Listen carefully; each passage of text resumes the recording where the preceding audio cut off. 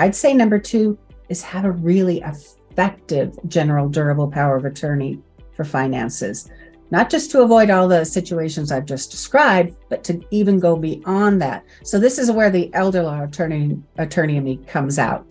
What I want to talk about with is about having effective durable power of attorney.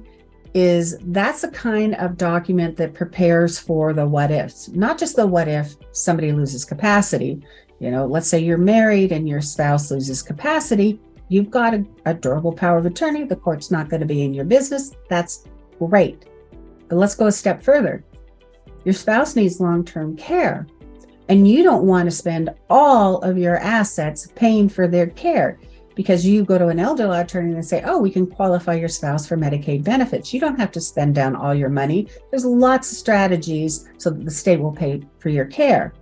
The elder law attorney is going to be looking for provisions or authority in the durable power of attorney that allow not just qualifying for Medicaid, but protecting the assets of the couple when the ill spouse is on Medicaid. Let me give you an example of a durable power of attorney that was, again, prepared by a non-elder law attorney. So let's call them Frank and Ellen.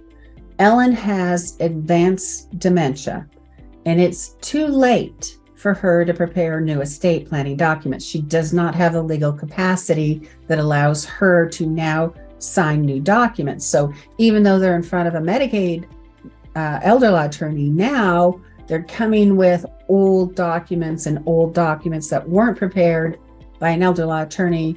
And so we're stuck with what Ellen's documents are. We can't fix them. Let's say, and this is very common for a couple, one of them has dementia, the other is more physically frail. The physically frail person, though, does help help the spouse with dementia. It works. It works as long as there's not a big crisis. It might be hard, but it works.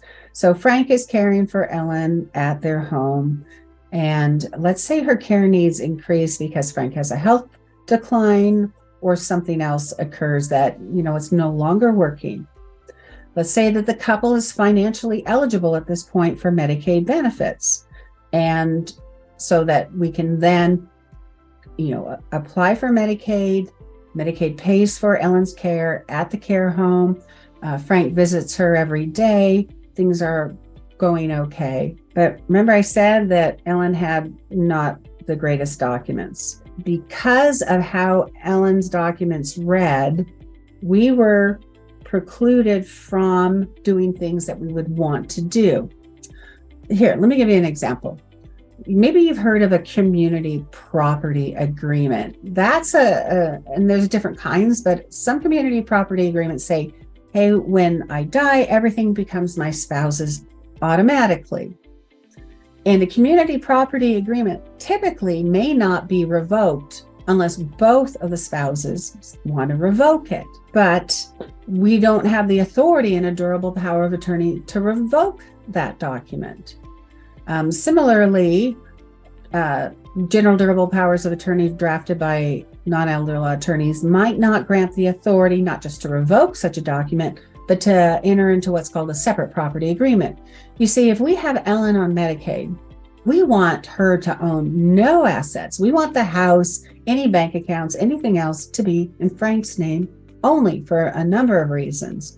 In particular, we want everything in the well spouse's name so that when Ellen dies, the state does not have any right to collect a lien upon the assets that the couple has for all the benefits they've paid to Ellen. So it's standard practice for an elder law attorney when one of the couple is on Medicaid to put all the assets into the well spouse's name.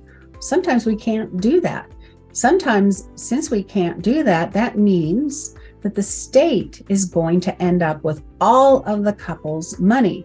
Now, the state will not collect on the lien while the well spouse is still alive, which is good, but they will collect upon the assets when the well spouse dies. So rather than the kids getting the assets that they could have gotten, because we could have completely avoided the state's lien in Washington had we put all the assets in the well spouse's name. Instead of that, the state ends up getting everything and the kids get nothing. So sometimes I think, of course, estate planning documents, particularly if you go to someone with expertise on Medicaid or elder law, they are going to cost money. And a lot of times people don't want to pay for professional services or for legal services. So they do it themselves, or they do it on the cheap, or they do whatever they can. Keep in mind, especially when it comes to long-term care, that by doing so, that might end up costing them the entirety of their estate, all because we lacked the provisions that we needed to protect assets for the couple.